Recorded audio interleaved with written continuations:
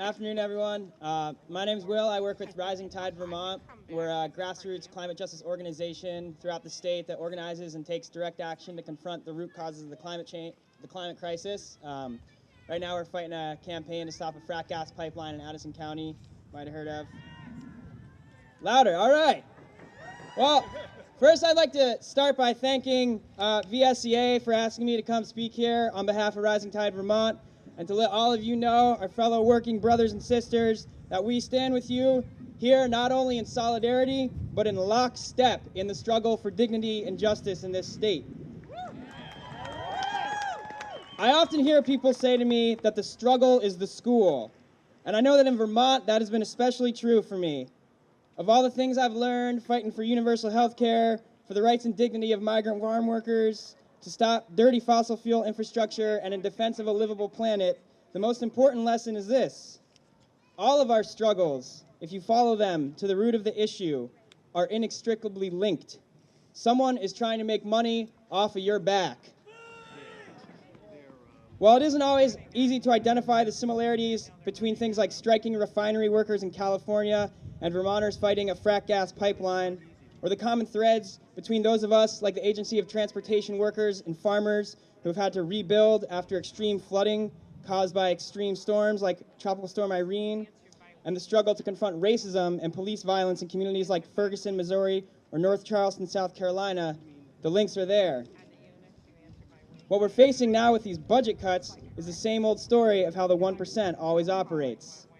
They wait in these halls of power for opportunity, almost always in the form of a crisis, be it weather-induced like the crisis after Irene, or economic in nature like we're facing with these budget cuts.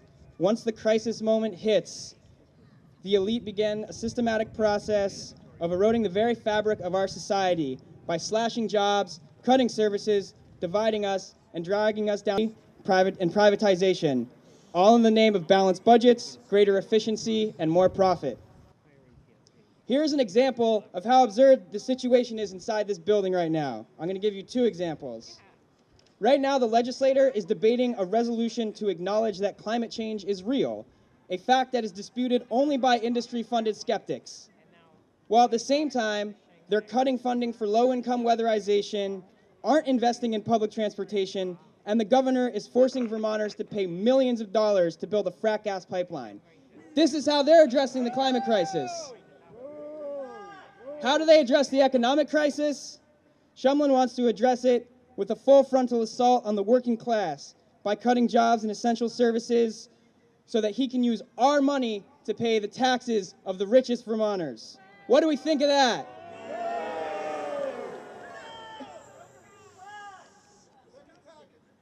In other words, the 1%, the wealthiest Vermonters, are trying to save money by firing over 300 state workers and cutting millions from essential services.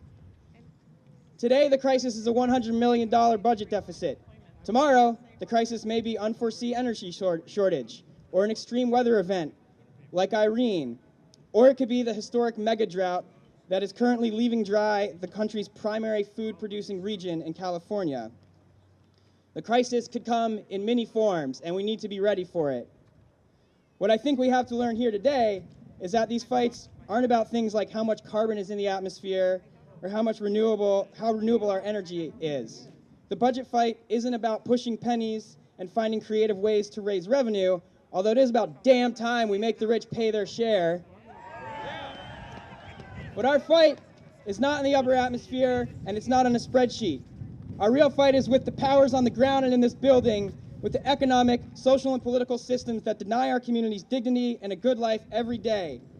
And so here we are today, supporting some of the most vulnerable Vermonters who will be impacted by these cuts, because we know that to change everything, it's going to take all of us.